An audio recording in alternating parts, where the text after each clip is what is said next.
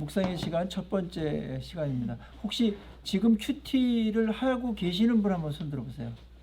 정기적으로 하고 있다. 네. 정기적이라는 말 아래 손을 올리기가 좀 어려웠던 것 같은데. 그래요. 아주 잘하셨어요. 오늘 굉장히 중요한 또 여러분 신앙의 한 획을 긋는 그런 역사적인 날인 것 같습니다. 아까 우리 김학표 목사님 말씀하신 것처럼 이제 출석 부를 때 몇 번이요? 이게 이제 대답이 되니까 그게 아마 무언의 굉장한 압력이 될 것 같아요. 많은 사람에게 공개적으로 난 몇 번 했다라고 하는. 우리가 그걸 노린 건 아니에요. 확인할 방법이 없어가지고 그렇게 한 건데 그게 약간의 거룩한 부담이 돼서 많은 분들이 그래도 해야지 하는 그 동기를 부여했던 것 같고 열심을 냈던 것 같고 그게 많이 이제 졸업생들 보니까 그게 좋았다. 이제 그런 이제 자백들이 많이 나왔어요. 감사드리고. 그래 아까 우리 이제 묵상에 대해서 말씀의 가치에 대해서 배웠으니까 말씀 하나를 깨닫고 내 거로 만드는 것이 금싸라기 하나를 얻는 것, 보화와 보석을 하나 내가 얻는 것과 같은 그거 이상의 가치가 있다라는 거. 그거는 엄청난 거죠. 사실은 엄청난 것입니다. 자, 오늘 묵상의 시간 첫 번째 우리 1페이지 한번 보세요. 묵상의 시간이란 뭔가? 묵상의 시간은 개인적으로 하나님을 만나 말씀과 기도로 교제하는 시간이다. 그러니까 묵상의 시간은 어느 하나의 뭐 신앙적인 프로그램이라기보다는 신앙생활의 근간을 이루는 그러한 하나님과의 이제 교제 시간이라고 보면 좋겠습니다. 그래서 이거를 번역하기가 어려워가지고 명상의 시간이다, 묵상의 시간이다, 큐티다, 뭐 여러 가지다가 했어요. 이런 용어를 안 쓰더라도 신앙의 선배들 중에 경건한 사람들은 하나님하고의 그런 교제 시간들을 가졌습니다. 말씀을 보고 기도를 드리고 하는 거 두 가지예요. 말씀과 기도가 이제 묵상의 시간입니다. 이거를 왜 중요하게 여기는가? 아까 칠판 안 쓴다고 했는데 제가 한번 써보겠습니다. 하나님이 계시고 이제 나가 있잖아요. 나가 있는데 신앙에서 구원받았다라고 하는 것은 여러 가지로다가 설명이 되는데 구원은 관계적인 용어예요. 그러니까 하나님과의 관계가 깨진 걸 뭐라고 그래요? 우리는 단절된 걸 죽음. 하나님과의 관계가 회복된 걸 뭐라 그래요? 정상적인 관계된 걸 뭐라 그래요? 영생을 얻었다고 말하고 의로워졌다라고 그러는 거예요. 의라는 거는 하나님과의 관계가 정상화됐다라는 개념이에요. 죄가 없어졌다라는 개념과 함께. 그래서 우리가 죄로 인해서 인간과 하나님의 관계가 단절이 됐고 그래서 하나님께 주시는 축복이나 은혜나 말씀이나 사랑이나 다 단절되어 있어요. 그래서 예수 그리스도를 믿음으로 그분이 단절의 원인이 됐던 죄를 해결해 주시면서 믿는 자에게 의가 회복됐어요. 우린 그것을 구원받았다 그렇게 말하는 것이요. 구원받았다라는 것은 뭐라고요? 관계가 회복됐다. 그래서 관계가 회복되는데 뭘로다가 회복돼요? 믿음으로요. 믿음과 사랑이라는 것이 관계적인 용어잖아요. 그래서 성경을 해석할 때 관계로다가 해석을 하는 게 성경을 가장 정확하게 잘 보는 거예요. 법적으로도 볼 수도 있고 그 다음에 다른 어떤 이제 특별한 상황 속에 설명하는 것도 있는데 가장 핵심이 되는 것은 관계적으로다가 해석을 하는 것이 구원을 가장 많이 설명할 수가 있는 거예요. 그런 측면에서 하나님과의 관계가 회복됐어요. 그래서 관계가 회복되어지면 어떤 일이 벌어져요? 관계가 좋아졌다고 가만히 있는 게 아니고 교제하게 되죠. 그 교제를 우리는 영생을 누린다고 말하는 거예요. 요한 1서나 2서나 3서에 영생을 얻었고 영생을 누린다. 예수님께서 이 땅에 오셨을 때 자신이 오신 목적을 요한복음 10장 10절 말씀 아주 중요한 말씀인데 내가 온 것은 너희로 영생을 얻고 풍성히 얻게 하려 함이라. 그랬죠? 주님이 영생을 얻게 하려 구원하러 오셨고 구원이 영생을 받은 건데 그 영생을 풍성케 하러 오셨다. 영생이라는 게 이게 영생교도 있고 뭐 그런데 좋은 용어를 이단들이 많이 가지고 좀 어려워요. 영원히 산다 이런 뜻으로만 우리 한자로 하니까 개념이 그런데 지옥도 영원히 살아요. 그래서 이 개념을 갖고 한 게 아니고 하나님과의 좋은 관계 속에서 영원히 사는 거를 영생이라고 말하는 거예요. 하나님 없는 영생은 뭐예요? 지옥이에요. 그래서 관계가 회복됐기 때문에 마치 결혼한 것처럼 하나님은 우리랑 교제 수단으로 말씀하세요. 인격이시니까. 에? 말씀하세요. 그래서 우리는 그 말씀을 받고 하나님께서 우리를 향하신 사랑하시기 때문에 요구할 게 많아요. 최선이 뭔지를 아시고 훌륭하게 되는 게 뭔지를 아세요. 그리고 우리가 죄로다가 너무나 많은 부분이 훼손되고 파괴됐어요. 병들고. 그래서 그걸 회복해야 되는데 예수님은 의사로서 우리에게 상태를 아시니까 처방전을 계속 내리는 부분이 많아요. 그걸 우리가 말씀으로 받을 때 성령께서 그걸 갖고 우리를 회복시키시거든요. 성령께서 그걸 갖고 말씀 갖고 우리를 회복시키신단 말이에요. 그래서 하나님 말씀은 자연에서 어떤 것보다 예리해서 우리의 영과 혼과 관절과 골수를 찔러 쪼개기까지 한다. 수술한다라는 거예요. 수술. 이게 관절과 골수는 무의식 잠재의식까지 뚫고 들어가가지고 거기까지 망가졌어요. 우리 인간이. 그래서 그거를 죄로 인해서 망가진 부분들을 말씀으로 다시 회복시키신다. 하나님의 사람으로 온전케 할 때까지 말씀으로 만드신다. 그래서 하나님은 계속 끊임없이 말씀하세요. 여러 가지 이유 때문에 사랑하는데 말씀 안 하실 수가 없어요. 그래서 인간으로 볼 때는 어떻게 보면 부담스럽기도 하고 거추장스럽기도 하고 피하고 싶기도 하겠죠. 그래서 완전 도망간 사람들이 어디로 갔냐면 말 못하는 우상으로 가버린 거예요. 우상은 말이 없으니까 편해요. 예. 근데 어머니의 잔소리가 그리울 때가 있죠. 근데 하나님이 우리를 사랑하셔가지고 말씀하시는 것이고 교제하고 싶으셔서 말씀하시는 것도 있어요. 그 다음에 우리는 하나님께 그러면 이 말씀을 봐서 화답을 하기도 하고 하나님 그렇게 살겠습니다. 이거는 참 어렵습니다. 살려고 하는데 안 됩니다. 힘을 주십시오. 뭐 이런 얘기도 하고 하나님 제가 이 땅에 살아가는데 또 필요한 게 있습니다. 문제가 있습니다. 이것도 고백도 하고 요구도 하고 하는 거를 우리 뭐라 그래요? 기도라고 그래. 기도. 그래서 말씀과 기도가 신앙의 근간이 되는 이유는 교제 때문에 그런 거예요. 교제 수단이니까. 이거 아니면 교제가 인격적으로 안 이루어지기 때문에. 그래서 이제 사도들이 우리는 말씀과 기도에 전무한다. 이제 그런 내용을 함으로써 말씀과 기도가 얼마나 신앙의 근간이 되는지 핵심이 되는지를 알려줬죠. 우리도 마찬가지고 지금 한국교회는 이 부분에 대해서는 이걸 잘 강조하는 것 같아요. 그런데 이걸 어떻게 하느냐에 대한 문제에 있어서는 한 번 더 들어가면은 좀 엉성한 부분이 있어요.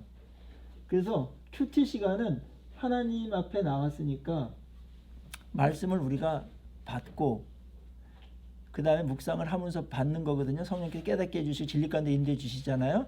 그걸 정말 누리는 거예요.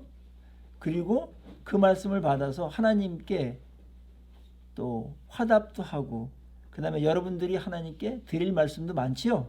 예. 하도 드릴 말씀이 많은 분들은 이거는 안 하고 하나님께 뛰어들어가서 하나님 뭐뭐 해주고 뭐뭐 해주고 뭐뭐 하세요. 하나님 말하려는데 문 확 닫고 나오는 사람도 있어요. 안 하는 것보다는 낫지만 하나님께 나갔을 때 우리가 말씀을 듣는 게 먼저고 그럼 권위자시니까 그 다음에 우리는 하나님께 또 드릴 말씀이 있다. 그러면서 이제 우리의 교제가 이루어지고 이게 이제 영생이 풍성해지는 거예요. 이제 영생을 이 땅에서 누리는 것이고 천국에 가서는 완전하게 누리겠죠. 영생을. 에? 에. 그러면서 이 교제 가운데 전도도 하고 에? 봉사도 하고 구제도 하고 예배도 드리고. 예배는 물론 이걸 포함해요. 하나님 만나는 거니까. 그 예배 시간에 이제 하나님을 영화롭게 하고 하나님 만나는 거니까 만나서 하나님 영화롭게 하고 찬송으로. 그 다음에 말씀을 많이 예배 시간에 우리가 듣는 이유는 그분이 황제시기 때문에 백성이 하나님 앞에 나가서 황제 앞에 나가서 자기 말 막 하면 안 되잖아요. 먼저 귀담아 듣고 그 다음에 그 말씀에 대해서 받아들이고 그렇게 하겠습니다. 이렇게 하면서 관계가 형성되고 정상화되고 그 다음에 우리 얘기를 할 수 있는 기회가 주어지는 거죠. 그래서 이제 설교 시간이 그렇게 중요한 것이고요. 설교 시간을 다른 거로 대체하는 것은 우리 개혁주의 신앙에서는 원천적으로 봉쇄합니다. 그게 간증으로 때운다든지 다른 시간은 그렇게 해야 되지만 설교를 대체해 가지고 다른 것으로 하는 것은 이러한 원리 때문에 용납되지 않는 것이에요. 아셨죠? 그리고 하나님께 영광을 돌리고 기쁘시게 그분을 하고 그분을 존경하고 경외하고 하는 행위가 하나님의 말씀을 다소곳이 권위 있게 받아들이는 것이 바로 그분을 실제적이고 인격적으로 높이는 거라는 거예요. 그러니까 말씀할 때 졸고 화답을 안 하면서 찬양이나 불러대고 헌금으로 떼어가는 건 예배가 아닙니다. 이거는 본질을 그냥 들을 말씀을 잘 듣는 것 자체가 가장 중요한 하나님 영화롭게 하는 거란 말이에요. 그렇죠? 수업 시간이나 여러분들 자녀들이나 누구랑 훈화하거나 아니면 친구들하고 대화할 때도 얘기 잘 들어주는 사람을 할 때 내 존중받는 느낌이 들지 뭐 얘기를 진지하게 하는데 뭐 창문 내다보면서 그래 뭐 TV 보면서 그랬어 뭐 이렇게 건성으로 대답해버리면 내가 지금 굉장히 내가 그 정도밖에 안 되나? 이렇게 무시하지? 그렇게 생각할 수가 있겠죠? 그런 거예요. 수업 시간도 예외가 아니라는 거. 물론 너무 피곤하신 분들은 이제 조금 이렇게 제가 봐드릴게요. 인간이 어떻게 참지 못하는 또 저녁에 오시는 우리 직장을 가지신 여러분들에게는 제가 그 피로도를 아시기 때문에 또 그렇게 하셔도 되고 그런 일이 벌어질 때 저는 제 강의가 얼마나 준비가 안 됐으면 저럴까 자책하도록 그렇게 하겠습니다. 이렇게 되는 거예요. 이게 가장 정상적인 거예요. 알았죠? 그래서 무슨 시대가 변하고 신학 사조가 발전하고 유행이 지나가고 하더라도 말씀과 기도가 아닌 것은 기독교가 아닌 겁니다. 이거는 변할 수가 없는 거예요. 아셨죠? 그래서 우리가 이거를 첫째는 공예배 시간에 하고요. 이걸 공예배 시간에 하고 함께 다 모여서 공동체가 영적인 가족들이 모여서 주일날 하고 그 다음에 그 시간은 자주 많이 못하니까 개인적으로 있을 땐 그럼 어떻게 해야 되는가? 개인적인 예배를 드려야 되죠. 개인 예배. 개인 예배 드리는 게 이게 뭐예요? 그게 큐티라고 우리를 하는 거예요. 그때 요거를 드려서 내가 하나님께 직접 나가 제사장 드리니까 말씀을 주십시오 하고 말씀 본문 보고 묵상을 하고 그 다음에 그거에 대해서 깨닫는 것들에 대해서 기도문도 쓰고 그 다음에 여러분들이 늘 기도했던 것 중에 하나님 말씀 비춰보니까 기도는 이렇게 고치는 게 좋겠네 하면서 갈 때 하나님 너무너무 기뻐하시고 하나님 제가 구하는 게 믿음이 부족해서 그래 믿음을 더 해가지고 구하겠습니다. 더 크신 분께 더 큰 믿음을 갖고 나가겠습니다. 하나님 약속을 붙듭니다 하면서 나가는 거 그게 개인적인 예배예요. 이거는 일상의 한가운데 여러분의 삶의 한가운데 더 많은 시간들 있죠. 더 많은 시간들 속에서 그 시간들을 하나님의 임재로 채우는 하나님과 교제 속에서 영생을 누리는 것을 확장하고 심화시켜 준다. 그러니까 이거는 무슨 신학의 한 프로그램이 아니고 신앙의 근간이에요. 근간이에요. 뭐라고 명명하든지 간에 그걸 큐티라고 하든 묵상의 시간이든 뭐 명상의 시간이라 하든지 간에 그렇다. 근데 이제 묵상의 시간, 명상의 시간이라는 것이 용어가 우리나라에 없어가지고 이제 다른 데서 했던 거를 차용해 온 거거든요. 그런 게 기독교 용어가 많죠. 여기서의 묵상과 명상은 세상에서 다른 데서 하는 것은 묵상과 명상이 어떻게 하냐면 마음을 비우는 거예요. 마음이 잘 안 비워지는데 그걸 자꾸 비운다고 그러더라고요. 진공 상태로 마음이 있을 수가 없는데 우리는 비우는 일들도 하지만 뭐예요? 결국은 채우기 위해서 비우는 거예요. 뭘로 채워요? 말씀으로요. 말씀으로 가득 채우기 위해서 하는 것이 묵상의 과정이다. 은혜 받은 것도 머리로만 스쳐 지나갈 수 있다면 뇌만 자극하고 갈 수가 있겠죠? 근데 마음까지 안 내려오는 경우가 많아요. 마음까지 내려와야 비로소 인격화되어지고 실행이 될 수 있어요. 마음까지 안 내려오는 것은 실행되지 않습니다. 그래서 여러분 그런 말 많이 들었죠. 머리만 커졌다. 그래서 이제 설교 비평가의 은사를 받는 사람들도 있어요. 근데 성경은 말씀을 하나님께서 사신다는 자체가 우리에게 어떤 변화를 요구하여서 말씀을 하는 거예요. 아셨죠? 언어라는 자체가 누구의 무슨 언어를 하면 반응을 요구하는 거예요. 반응을. 언어 자체가. 하나님이 괜히 말씀하시지 않고 그냥 알고만 있어라 이렇게 하는 것도 아니고 궁극적으로는 우리를 변화시키고 말씀에 반응하도록 말씀하시는 거기 때문에 이 묵상의 시간이 그러한 갈등도 있고 하나님하고 막 뭐 밀당도 있고 뭐 그다음에 내려놔야 될 거 고집 부릴 것도 있고 막 그런 싸움들이 있을 수 있죠. 깨닫는 시간도 있고 그러다가 이제 말씀에 항복할 때 하나님이 진짜 잘했다 하시면서 기뻐하시는 것이고 오늘 안 되면 또 내일도 할 수 있지만 하나님께 내 고집을 내려놓고 고정관념을 내려놓고 하나님 말씀이 맞습니다. 말씀대로 하겠습니다. 이럴 때 이제 하나님이 너무너무 이제 기뻐하시는 시간들이 되고 나도 성령 안에서 정말 기쁨이 충만해지고 유익한 시간들이 되는 거거든요. 그러니까 이제 이거를 매일매일 하는 사람과 이제 대회만 드리고 이렇게 사는 사람하고는 이거는 현격한 차이가 날 수밖에 없다. 이왕 믿는 거 짧은 인생 제대로 믿고 잘 믿어야 되죠. 그리고 실력을 빨리 갖추는 게 많은 면에서 유리합니다. 여러분들 하나님께서 여러분들 구원해 내시고 갓난아기로다가 그렇게 오래 머무르는 것을 원치 않으세요. 시간이 지나가면 자라야 돼요. 아이가 태어나서 온 가정이 기뻐하지만 전제가 있어요. 정상적으로 자라갈 것이다 라는 전제. 근데 2살 돼도 4살 때까지 몰랐는데 6살 되고 초등학교 입학할 때도 됐는데 아직 말을 못한다든지 생각이 2살짜리밖에 안 나온다든지 이러면 그때부터는 근심이 되는 겁니다. 영적으로다가 시간이 되면은 반드시 자라야 되고 때가 오래므로 너희가 마땅히 선생이 될 터인데 히브리서의 말씀 꼭 기억하십시오. 어린아이로 머물러 있는 것 자체가 하나님의 근심거리가 되고 교회의 문제가 됩니다. 나이는 들어가는데 안 자란다.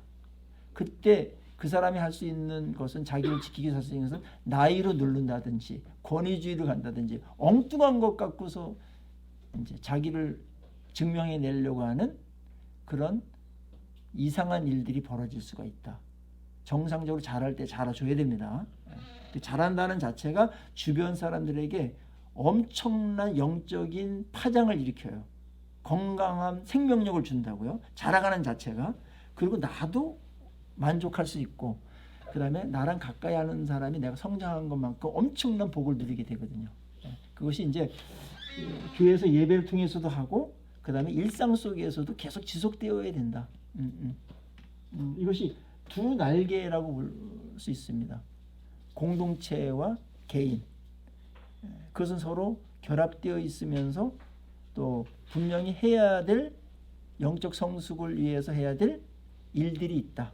이걸 같이 하면 우리가 신앙생활 할 때 어마어마한 일들을 경험하게 될 거예요.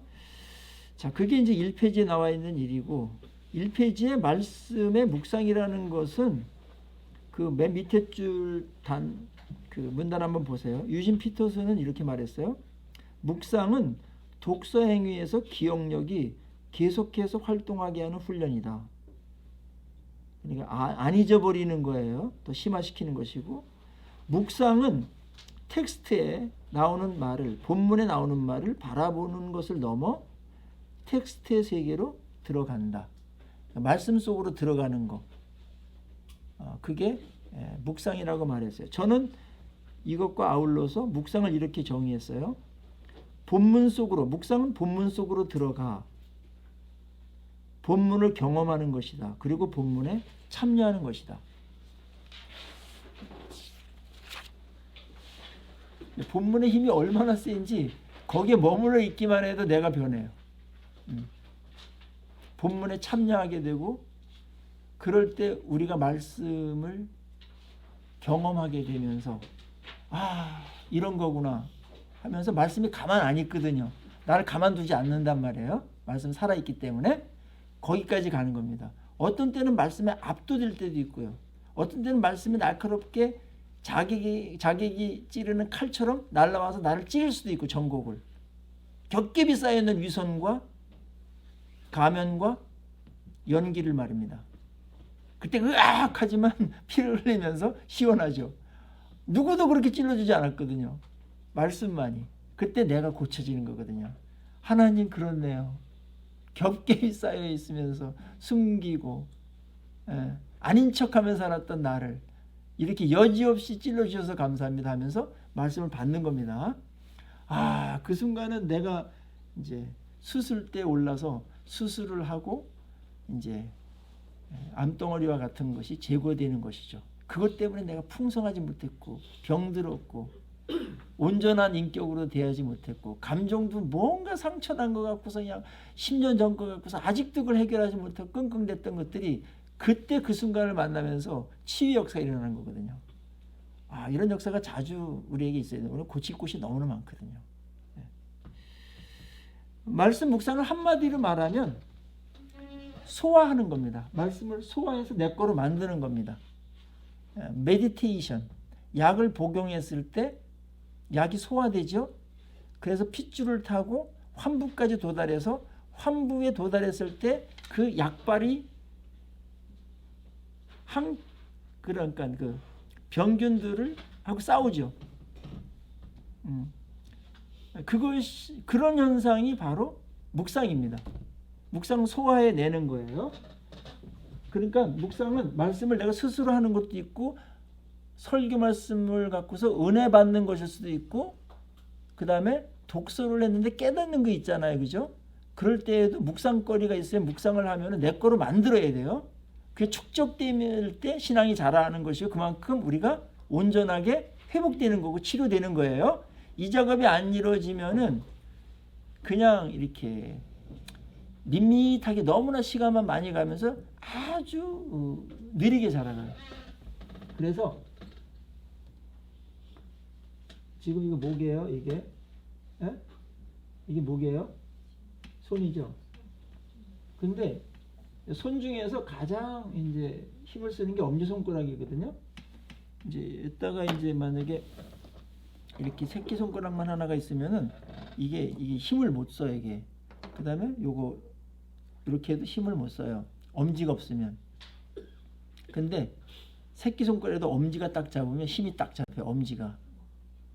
그래서 엄지 이외에 다른 거는 읽기, 듣기, 뭐 암송하기 여러 가지가 있는데 그 모든 것들을 여러분들 묵상이라는 것을 확 잡아줘야 돼요.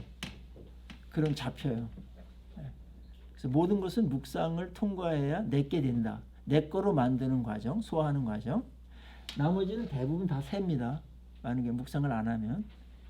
묵상은 단기 기억 장치에서 장기 기억 장치로 옮기는 것이고 예수님의 말씀을 빌린다면 묵상은 말씀이 내 안에 거하도록 하는 것이고요. 거해서 오래 머무를수록 말씀이 나한테 일할 수 있는 기간이 길어지면서 싹이 나고 꽃이 피고 열매를 맺게 되죠. 까먹으면은 열매를 맺을 수 있는 절대적인 시간의 부족으로 인해서 열매까지 못 맺어요. 여기 이 지점이 굉장히 중요한 영적인 승부처예요. 우리 한국 사람들은 은혜 받는 데는 굉장히 열심히 있거든요. 참 감사한 일이에요. 그런데 은혜를 어렵게 받았는데 너무 쉽게 까먹는 것도 놀라운 일이에요. 어떻게 그렇게 쉽게 까먹는지. 또 사탄도 쉽게 까먹도록 열매 맺지 못하게 해가지고 은혜 받는데 사탄이 실패하면 나중에는 열매 맺지 못하도록 까먹게 만들거든요. 예. 그래서 한국은 요 지점을 이야기를 잘 안 해줬어요. 말씀 은혜 받는 거를 잘 보존해라. 말씀에 지속시키는 거, 이게 영적 싸움이거든요. 그러면 그 말씀이 나를 계속 빚을 수 있는 시간이 많아지고 성령께서 말씀이 생각나게 한다고 그랬는데 까먹으니까 생각이 안 나잖아요. 그래서 성령의 역사가 어린아이한테도 성령의 충만함이 있을 수 있고 장성한 사람에게도 성령의 충만함이 있을 수 있거든요. 근데 차이가 있어요. 말씀에 무식한 사람에게 성령의 충만함이 임하면 뭔가 열정이나 뜨거움이 있을 수 있는데 누리는 게 약해요. 근데 말씀이 풍성한 사람에게 성령이 충만하면 성령이 할 일이 그만큼 많아지고 강력해질 수가 있는 것이죠. 그래서 사도행전을 보면은 큰 흐름인데 하나님께서 그렇게 의도하셨겠지만 예수님에게 말씀을 막 퍼붓죠. 예수님께서 그때도 뭐 잘 못 알아들어요. 이제 내일 본문에서 누룩 얘기하면은 벌써 이제 오병이어 얘기하고 막 이래서 말귀를 못 알아듣는다고요. 그랬던 자들이 일단은 막 받아놨어요. 그러다 성령이 오시면서 베드로의 설교를 한번 보세요. 성령 충만한 이후, 성령이 강림하신 이후에 최초의 사건이 뭐예요? 베드로의 설교예요. 그렇게 유창하고 대단한 설교가 없습니다. 3,000명이 돌아오는 일이 벌어졌어요. 옛날 베드로가 아니었어요. 그러니까 말씀을 많이 흡수해 놓고서 성령이 부어지니까 이 말씀이 서로 상합하고 해가지고 가장 상황에 맞는 적절한 말씀으로 대응도 하고 통찰력과 대응력과 그 다음에 날카로움과 이런 것들이 막 되면서 청중들, 그 강팍했던 유대인들, 유대교는 어마어마하게 단단합니다. 세계에서 가장 단단한 종교가 유대교인데 그 문화와 그 세계관에 있던 자들이 하루에 3,000명씩 돌아오는 일이 벌어졌으니까 성령의 역사고 그 다음에 말씀에 성령이 부으셨을 때 일어난 일들이죠. 자, 그런 측면에서 여러분들도 이제 말씀을 많이 받았지만 더 실제적으로 알고 묵상해서 내 거로 만드는 작업을 매일매일 한다. 매일매일 하는 게 이게 무지 무서운 거예요. 어느 경지까지 가려면 매일매일 안 해가지고는 갈 수가 없습니다. 그것이 테니스든 피아노든 영어 회화든 말입니다. 매일 하는 사람이 대단한 겁니다. 그게 또 실력이에요. 그래서 이번에 우리 큐티 이왕 하신 김에 가능하면 매일 하자. 여기에 이제 다 써 있어요. 그래서 읽고 요약을 하고 그냥 느낀 점, 깨달은 점 쓰면 되는 거예요. 그냥 가능하면 있잖아요. 여기 빈 공간 있죠? 여백 있죠? 여백을 가능하면 아무 말로나 다 채우세요. 알았죠? 아무도 안 보니까. 일단은 쓰면서 쓸 게 나오고요. 안 쓰면 계속 안 쓸 거밖에 안 나와요. 무조건 쓰세요. 생각나 느끼는 대로 쓰시고 요약을 하고 거기에 느낌들이 있잖아요. 깨달은 거 있죠? 뭐 찔리는 것은 찔린 거 쓰고 감사한 거 쓰고 찬양할 것은 찬양할 거 쓰고 감사할 것은 감사할 거 뭐 이런 것들 하는 거예요. 어떻게 이해가 안 된다면 이해가 안 됩니다라고 쓰기도 하고 있는 대로 쓰시는 거예요. 뭐 정답지가 아니에요. 그러면 그 사이에 성령께서 여러분들을 진리 가운데로 인도하시고 가다듬어 가신다. 여기를 한번 꽉 채우는 거 한번 목표로 삼기를 바랍니다. 한 30분이면 충분해요. 여러분들 기존에 많이 이제 신앙생활 하셨기 때문에 그걸 활용하시고요. 그렇게 하면 됩니다. 그러면 그게 늘어요. 하루하루 늘고 글 쓰는 것도 늘고 인사이트가 막 생기는 것도 늘고 성경 보는 시각이나 읽는 눈도 늘고요. 감각이. 그래서 졸업할 때쯤이면 아주 굉장히 고수가 되셔가지고 다른 사람들을 충분히 넉넉하게 가르칠 수 있는 자리에 서게 하는 것. 그것이 바이블 플러스의 목표입니다. 목표. 그 다음에 여기에 이제 외부적인 어떤 그런 필요한 지식들이 또 여러분들을 많이 지원 사격 해줄 건데 그것이 다 성경을 보고 적용하는데 굉장한 도움을 다 줄 겁니다. 자, 한국교회의 묵상 운동은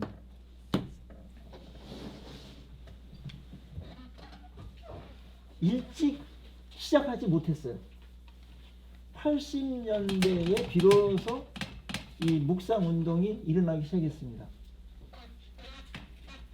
하나님께서 우리에게 굉장히 중요한 선물을 주신 거죠.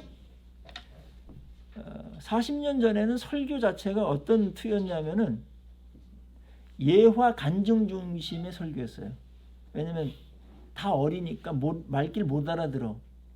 그래서 이제 웃기기도 하고 재미있는 예화를 많이 섞어서 했어요. 그것은 전도 설교에 참 좋은 설교예요. 어린이 설교에도 좋은 설교고요. 어릴 때는 그렇게 해야 돼요. 이제 우유에다가 뭐 설탕도 다 꿀도 타가지고 주는 거예요. 그 다음에 이제 좀 자라면 이유식을 먹어야 되겠죠. 그 다음에 밥도 먹어야 되겠죠. 그래서 이제 그 설교만 갖고 약간 싱거우니까 제목 설교로다가 이제 발전합니다. 한국교회가. 이제 선교단체를 중심으로 또 교회에서도 제목 설교로다가 이제 많이 나갔어요. 그러다가 90년대 초반부터 설교에 또 대변화가 일어나는데 그때부터 이제 강해 설교가 이제 주된 설교로 자리매김합니다. 왜냐하면은 청중들의 요구가 성숙했기 때문에 본문이 뭘 말하는지 듣고 싶어하는 그런 욕구가 분출되기 시작하죠. 설교자가 의도하여서 만든 게 아니고 본문 자체가 뭐라고 말하는가를 말해 주시오. 그리고 그것이 오늘날 나에게 어떤 의미가 있고 어떻게 살아야 되는지를 연결시켜 주시오 하는 그런 바람직하고 성숙한 요구가 있었고요. 그래서 한국교회 건강한 교회 앞서가는 교회들이 강해 설교를 빨리 도입합니다. 이 와중에 어떤 중요한 일이 벌어졌냐면은 강해 설교와 함께 큐티라는 것이 한국교회에 도입됩니다. 80년대 초기에.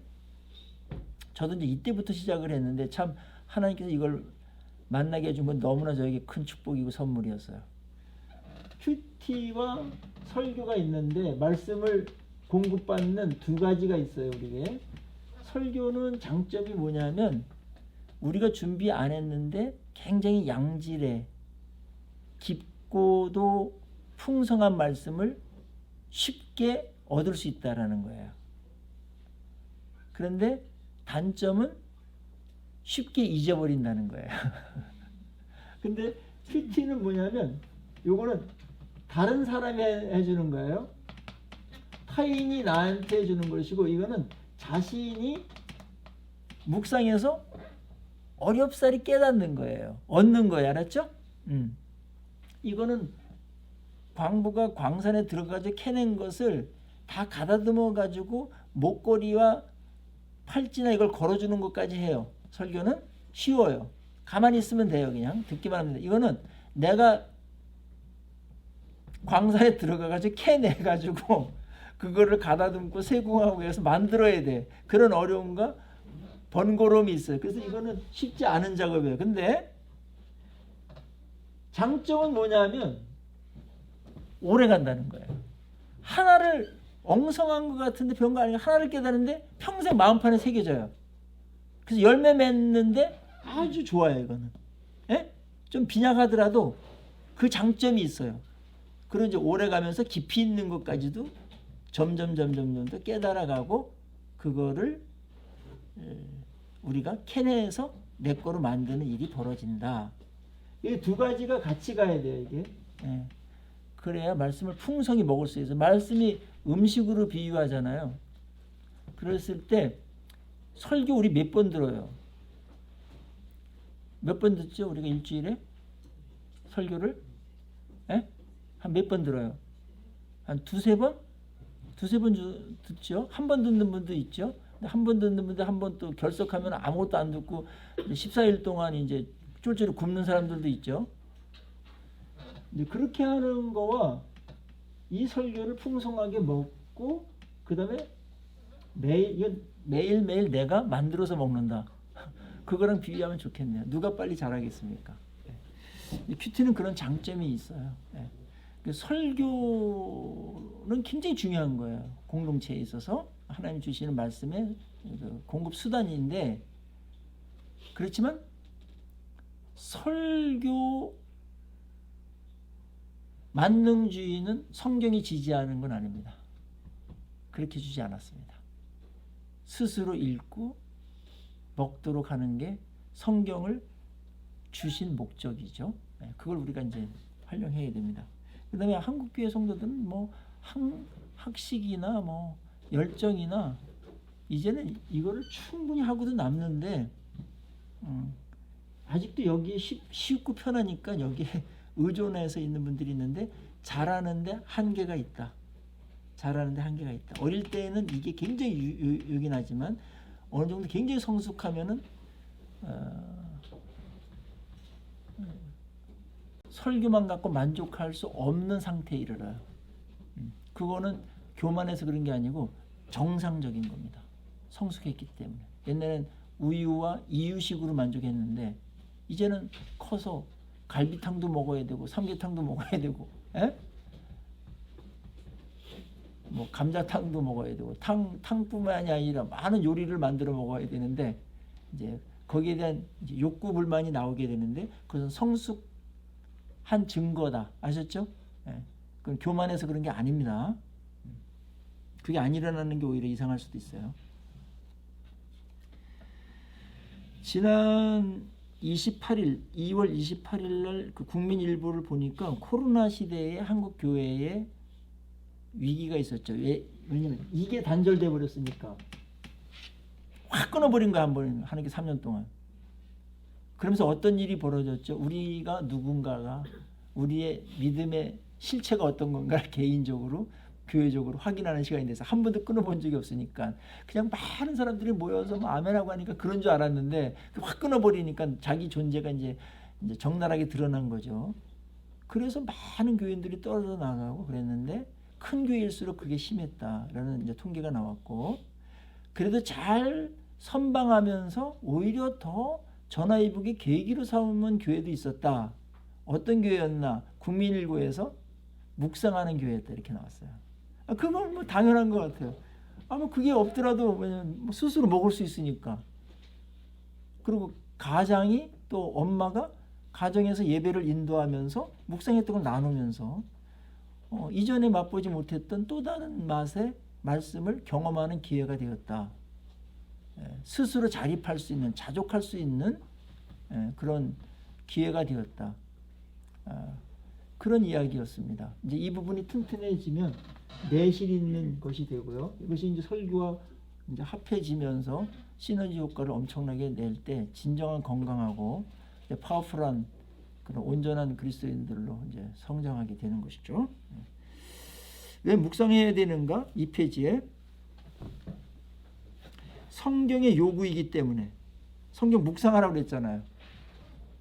오늘 요새 1장 8절도 그렇고 시편 1편도 그렇고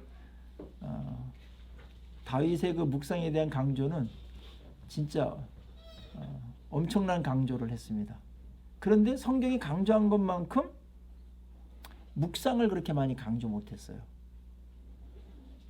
그래서 우리가 성경대로 간다라고 그랬을 때 성경에서 강조한 만큼 강조하고 따라가야 되는 것이고요. 가끔 말하고 이렇게 가볍게 다룬 것은 그 정도 해도 되는 것이고요. 그런 게 있어요. 다 하나님의 말씀이지만. 그래서 왜 이렇게 묵상이 소홀히 됐을까 저는 아직도 이해가 안 가요. 왜 이렇게 중요한 걸 결정적인 걸 왜 생략해 버렸지? 그래서 그렇게 귀한 걸 다 유실되고 잃어버렸어요. 내 거로 못 만드는 일이 벌어졌다고요. 묵상이 돼야 내게 되는 건데 소화내지 못하고 다 설사해버린 거예요. 그게 뭡니까? 그러면서 우리에게 미성숙이라는 그런 것들이 너무 오래 갔다. 주야로 묵상하라고 해서 주야의 방점을 찍는다면 왜 성경 그냥 묵상해라 이렇게 하는 거 주야로 묵상하라고 그렇게 강조했을까요? 매일 묵상하라는 거죠. 그래야 세상을 이길 수 있어요. 그래야 우리의 이 변할 수 없는 욕망과 죄성을 가진 인간이 주야로 묵상할 때 진압되면서 변할 수 있어요. 그렇지 않으면 그때뿐이에요. 해야 되지? 거기까지는 가지만 말씀이 안 남아 있어가지고 잘 안 변해요. 종교적인 언어에 유능하고 교회가 어떻게 돌아가는지는 알 수 있는지 모르겠지만 그건 성숙이 아닙니다.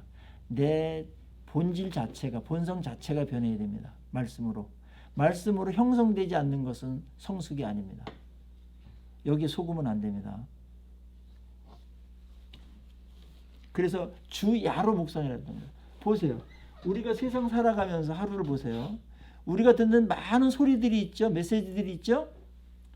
99% 정도가 일주일에 듣는, 우리의 귀로 듣는 메시지의 99% 정도가 다 세속적인 메시지입니다. 교회에서 잠깐 듣는 건 1%나 5%밖에 안 되잖아요. 에? 이거 갖고 여러분들 이 거친 세상을 헤치면서 나를 변화시키면서 싸우면서 사탄 마귀도 이기고 세상도 이기고 나의 욕망도 이기면서 승리할 수 있을까요? 시간적으로 너무나 부족하지 않아요? 큐티를 다 보완하지 않으면 어쩔 수 없는 이 불균형이 있을 수밖에 없다고요. 시간에서 절대적으로 밀리는 일이 벌어진다. 그러고서 세상을 뭘 뒤집는다고 난립니까? 자기나 뒤집어지지 않는 게 천만다행이에요. 은혜로다가 아직 안 뒤집어진 거예요. 세상에 세속화 안 된 거는. 세상이 만만하지 않습니다. 사탄은 더 만만하지 않습니다. 우리의 욕망, 어느 정도 힘이 센지 안에서 욕망이 중력만큼 셉니다. 그걸 어떻게 거슬러 가면서 제압해요? 말씀만이요. 말씀만이 이길 수 있어요. 다른 어떤 거로라도 이길 수 없어요. 그걸 우리 보잖아요. 산속에 들어간 스님들, 거기서 뭐 세상적인 거 피해가지고 갔는데 거기서 세상적인 거 못 이기잖아요. 인간은 그렇게 만들어져서 약해요. 하나님이 아시고 적어도 주야로 묵상하지 않으면 이길 수 없다. 그리고 내가 너희들에게 요구하는 것만큼 도달할 수 없다라는 것을 하나님은 아신 거예요. 그래서 주야로 묵상하라고 말했는데 이걸 빼버렸어요. 인간들이. 교회에서도 슬그머니 빼버렸어요. 없는 것처럼. 복원해야 됩니다. 이거는 핵심 사안이기 때문에 이게 빠져버리면 다른 많은 것들이 마비를 가져와요. 작동이 원활하지 않다고요. 그래서 묵상을 회복해야 된다라는 거. 저도 이거 이제 시간이 갈수록 이제 이 부분을 계속해서 이제 깨달아지면서 이 부분을 한국교회 어떻게든지 한 명이라도 묵상하는 사람을 만들어야 된다. 그런 생각을 하게 돼요. 묵상은 뭐 큐티 정도가 아니고 굉장히 포괄적인 거예요. 그렇지만 큐티를 통해서 정례화하고 매일매일 하는 것은 굉장히 중요한 우리 지혜라고도 볼 수가 있습니다. 이것을 가장 잘했던 사람은 다윗이었습니다. 그는 진짜 매일매일 주야로 묵상했습니다. 그래서 다윗이 됐던 거죠. 이름을 데이비드라고 짓는 사람도 있고 다윗이라고 짓는 사람, 조다윗 이렇게 짓는데 이름만 짓는다고 변하는 게 아니에요. 묵상을 해야 조다윗이 되든지 무슨 김다윗이 되든지 하는 거죠. 그 다음에 두 번째는 성경 묵상은 종교 개혁자들의 주장을 실행할 수 있는 방안이기 때문이다. 오직 성경으로, 솔라 스크립트라. 오직 성경으로라는 말에 함의된 게 뭐겠어요? 형식에서 말씀으로 오는 큰 틀이 있겠고요. 진짜 말씀으로 돌아오는 건 뭐예요? 어떻게 해야 우리는 말씀으로 돌아왔다고 그러는 거예요? 에? 어떻게 해야 말씀 중심으로 돌아왔다라고 하는 그 지점이 어디예요? 에? 말씀 듣고 은혜 받았다? 많이 가까이 온 거죠. 말씀을 읽고 있다 나는? 말씀 가까이 많이 온 거죠. 그러나 뭔가 부족하지 않아요? 이거에 대해서 명료하게 얘기했던 고마운 분이 있어요. 유진 피터슨이 이랬어요. 말씀으로 돌아오지 않은 것, 말씀 중심이 아닌 것은 무엇인가를 그를 먼저 말해요. 말씀 중심이 아닌 것은 말씀을 묵상해서 자기를 형성하지 않는 그 모든 것은 말씀 중심이 아니다라고 말했어요. 명료하지 않습니까? 그러니까 말씀 중심은 이거예요. 말씀을 묵상해서 나를 형성하는 것. 그러니까 묵상이 아닌 것은 말씀 중심이 아니에요. 말씀 언저리와 말씀으로 들어오기 위한 작업들에 불과해요. 본문으로 들어와야 돼요. 본문의 바다로 들어와야 됩니다. 본문 주변에 있는 것, 성경에 관한 것, 그것은 다 필요해요. 그것도 가치가 있어요. 언제 가장 가치가 있을까요? 본문에 도움을 줄 때, 본문을 경험하고 내 거로 만드는데 유익할 때만 가치가 있지, 그것 자체로는 가치가 없습니다. 이 부분에 대해서 에이 목사님은 뭐 자신이 뭐 그냥 큐티 가르친다고 다른 거 그냥 뭐 이렇게 좀 약하게 보고 뭐 그렇게 안 해, 그렇게 말할 수도 있는데 제가 그냥 조심스럽게 말하는 거예요. 그래서 이제 제 말을 안 하고 이제 유진 피터슨이라는 권위 있는 자를 등장시켜가 제가 말하는 겁니다. 말씀 중심이라는 것, 말씀으로 돌아왔다라는 것은 본문으로 돌아왔다는 얘기고, 그리고 말씀을 묵상으로 해서 내 거로 만들고 내가 변한 상태, 변하는 지점, 거기까지 와야 말씀으로 돌아온 겁니다. 그렇지 않은 것은 말씀으로 아직 못 돌아온 겁니다. 엄밀히 말하면 묵상은 말씀으로 돌아오는 일이고 말씀 중심으로다가 우리가 돌아가는 일입니다.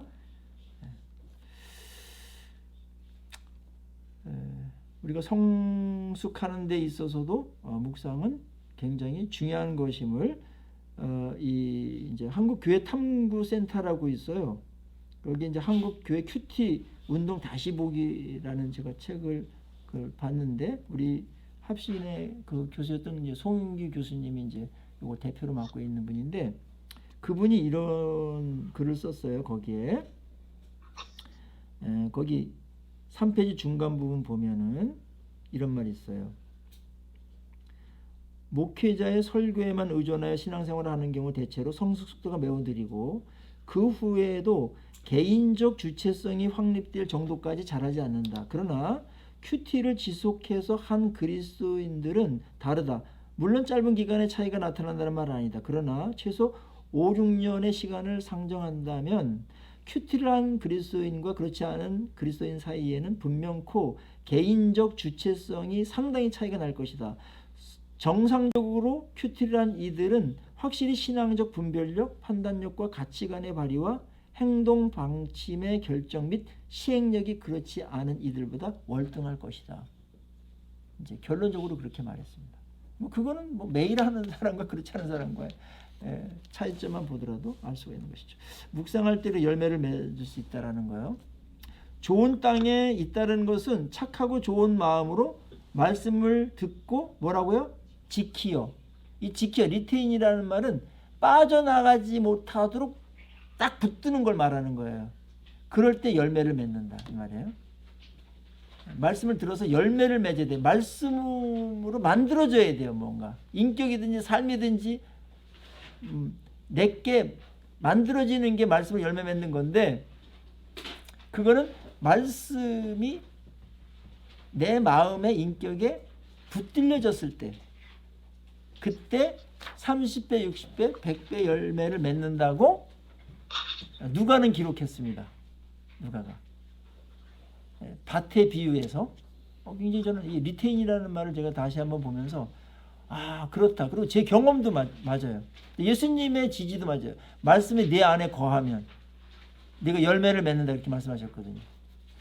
거하지 않으면 열매 맺을 시간이 안 주어진다니까요. 열매가 갑자기 맺어집니까? 깨닫는 것은 순간적으로 돼요. 인지하는 것도 순간적으로 돼요. 그런 열매 맺는 것은 시간이 필요해요. 그렇죠? 근데 우리는 깨달으면은 알면은 열매 맺는 것이 저절로 되는 것이라고 착각하면서 있었어요.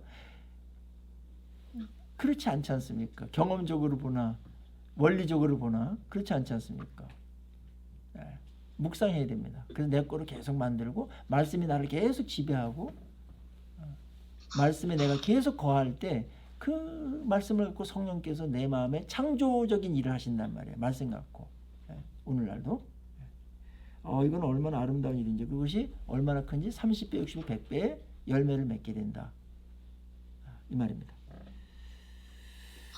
그런 측면에서 영적인 싸움과 우리가 말씀을 대할 때 가장 신경 써야 될 것은 은혜 받는 것과 함께 말씀을 잊어버리지 않는 싸움을 해야 됩니다. 이제 그리고 이제 묵상을 동원하는 건데 여기에 그 에빙하우스라는 독일의 이제 심리학자가 있는데 이게 이제 망각의 곡선이라는 유명한 이제 이론을 발표했죠.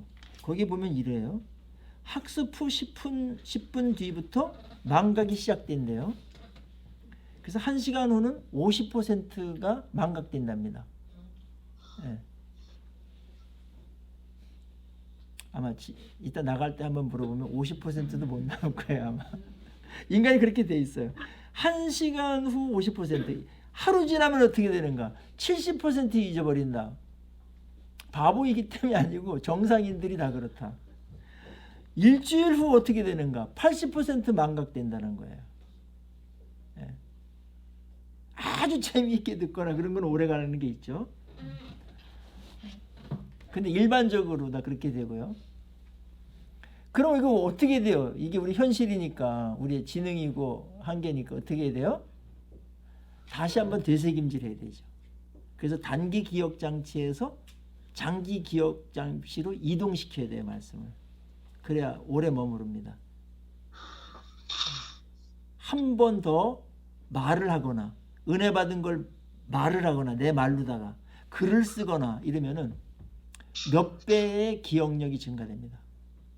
그냥 듣고서 뭐 좋았어 이러고 나가는 거는요 일주일 못 간다는 거예요. 그러니까 열매를 못 맺는 거예요. 이 부분을 우리가 알고 말씀을 까먹지 않도록 그렇게 해야 된다. 예수님은 심지어 길가에 떨어진 씨에 비유해서 그거를 땅속에서 파묻혀가지고 싹이 안 나면 어떻게 돼요? 새들이 와서 먹어버렸고 그랬죠. 새를 나중에 뭐라고 해석해요? 악한 자가 와서 가져가 버렸다. 그건 놀란 말인데 말씀을 우리가 마음에 묻지 않으면 사탄이 가져가 버린다는 거예요. 열매 맺지 못하도록 까먹도록 한다는 거예요. 그래서 말씀은 더 잘 까먹었구나. 다른 것도 잘 까먹지만 아이를 둘렀기 때문에 기억력이 감퇴된 것도 있지만 여러분 영적인 세계에서 이런 일이 벌어진다는 거예요. 지금 이거를 막을 수 있는 방법은 한 가지예요. 묵상이에요. 그렇죠? 한 번, 두 번만 더 하면 돼요. 그러면 기억력이 몇 배로 뜁니다. 몇십 배로 뜁니다. 내 거로 만들면 빠져나가라고 해도 안 빠져나갑니다. 그 말씀이 여러분 마음속에 지금 여러분을 지키고 있는 것이고요. 여러분들이 무너지지 않고 오늘날을 헤쳐가면서 살 수 있도록 말씀이 여러분들을 지켜주고 있는 겁니다. 말씀이 너희들을 지킬 것이다 라고 말했죠. 남아있어야 뭐 지키든지 그렇게 할 거 아닙니까? 이 부분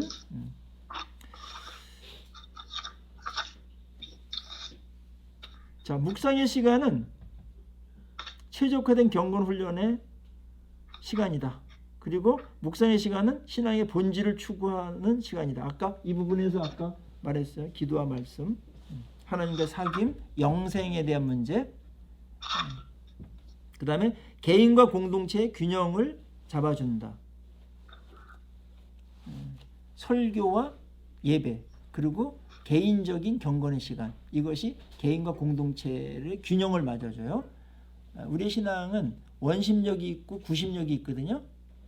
그래서 구심력은 교회 중심적인, 공동체 중심적인 공예배를 통해서 이제 구심력이 생겨요. 거기서는 하나님의 임재와 또 함께함과 말씀을 누리는 것과 여러 가지가 있죠. 교제와 사랑이 있고요.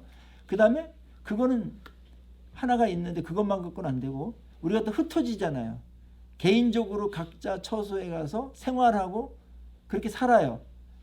파송한 곳이죠. 하나님께서. 그곳에 가서 혼자 있어야 돼. 단독차로. 이게 이제 원심력인데 여기서 실패하면 예배도 실패하게 돼 있어요. 아셨죠? 예배는 뭐냐? 일주일 동안 말씀 갖고 살았던 내용들을 가지고 하나님께 제물로 갖고 와서 드리는 거예요. 그게 예배예요. 드림이에요. 드림. 나의 삶을 드리는 거예요. 그래야 진정한 예배가 되는 겁니다.